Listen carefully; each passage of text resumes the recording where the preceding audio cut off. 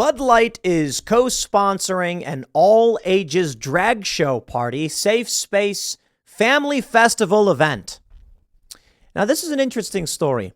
Did Bud Light just triple down, quadruple down on a move that is sure to destroy its already crumbling stock price? It's possible.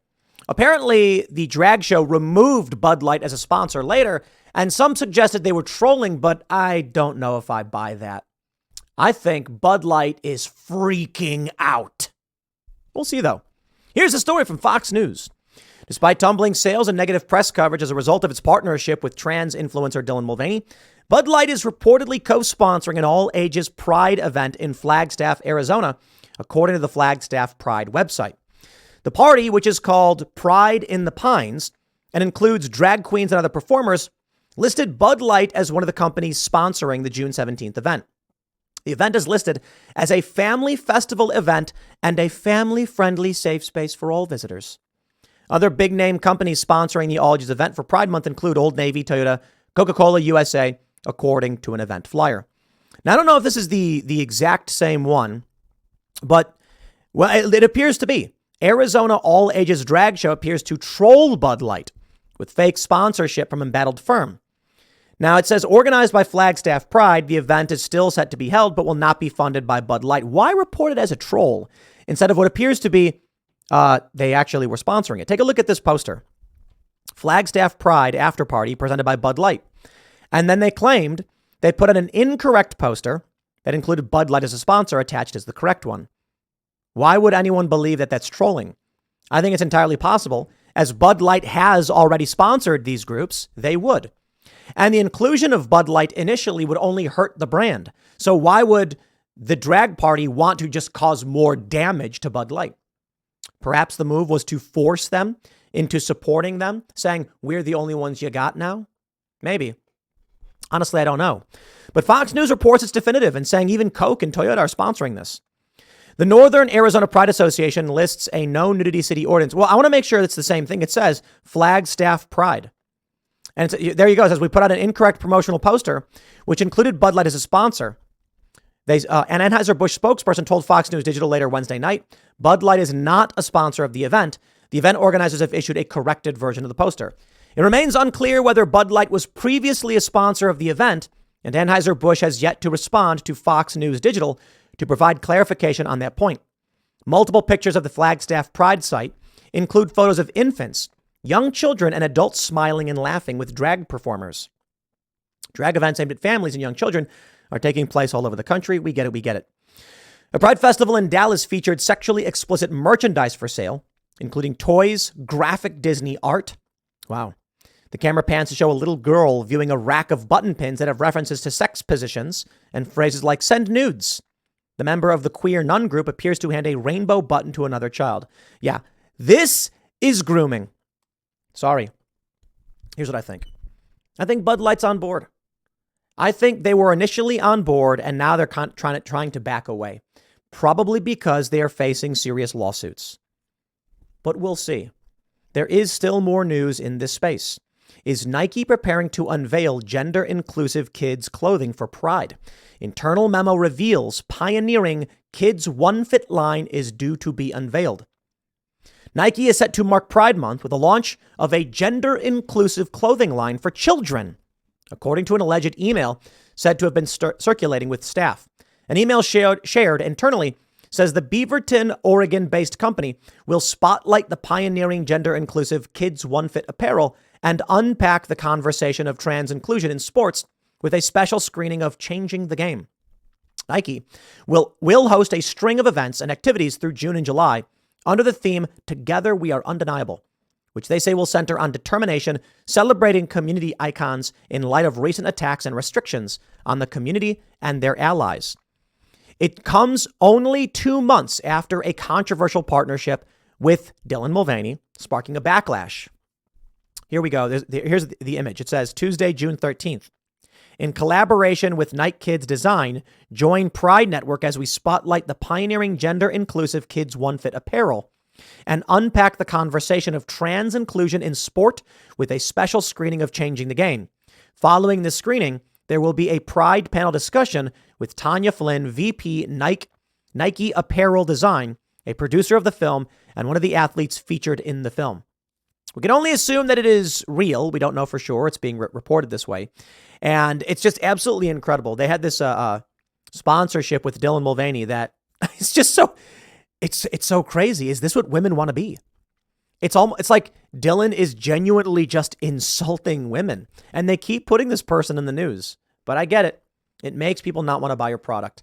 Now, when it comes to Nike as compared to Bud Light, there is something different. There's a challenge here as it pertains to the boycotts. Nike products last a long time. You buy it, you wear it, you have it for a while, months even. So Bud Light, we can see the direct impact immediately.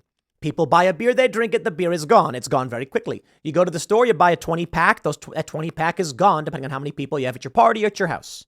You go back and you buy it again, over and over and over again. That means sales are easy to track dropping. For an individual who already owns Nike products, they stop buying it, that might be in between when they buy shoes anyway or clothing.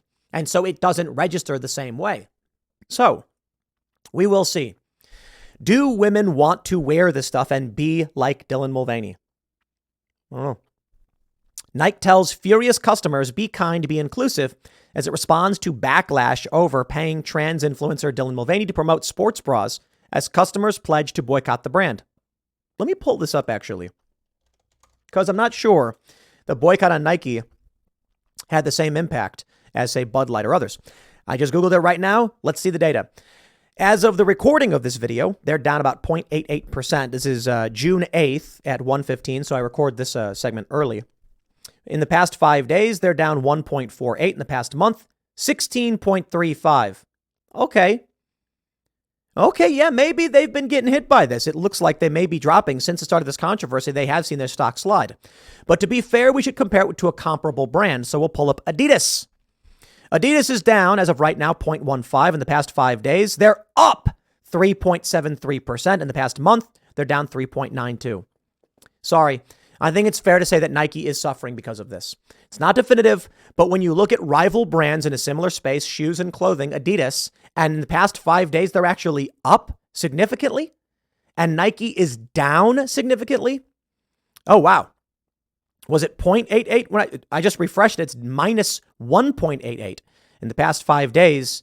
In the past 5 days, Nike's up 0.49. Okay, context is important.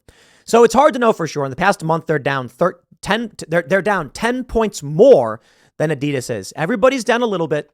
Can we attribute this swing to natural economic factors? I don't believe so. Nike and Adidas, they're too similar. There may be some sales reasons, but a 10-point swing between the two brands, I think Nike's probably getting hit by this. Hard to know for sure.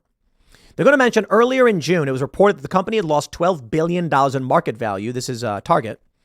The email obtained by the Daily Wire revealed that Nike had apparently pledged $600,000 to LGBTQ groups, including Camp Lightbulb, the National Center of Lesbian Rights, and GLSEN.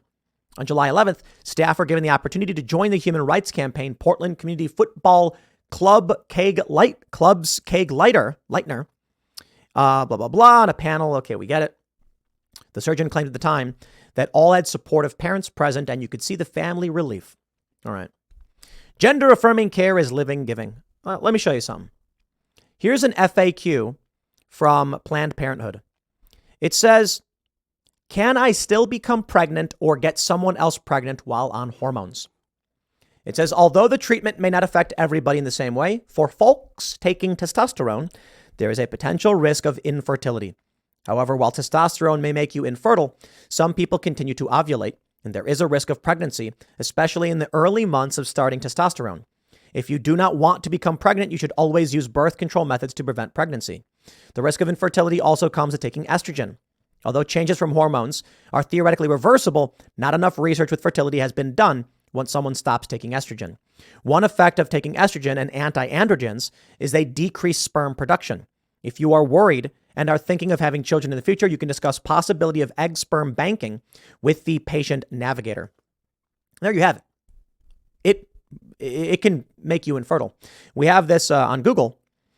It says the hormones you take during your transition can make it impossible for you to have biological children. Procedures like orchiectomies, Removing your testicles can also cause fertility problems. I love that one. It will. Okay. If you remove your testicles, you then cannot have children. All right.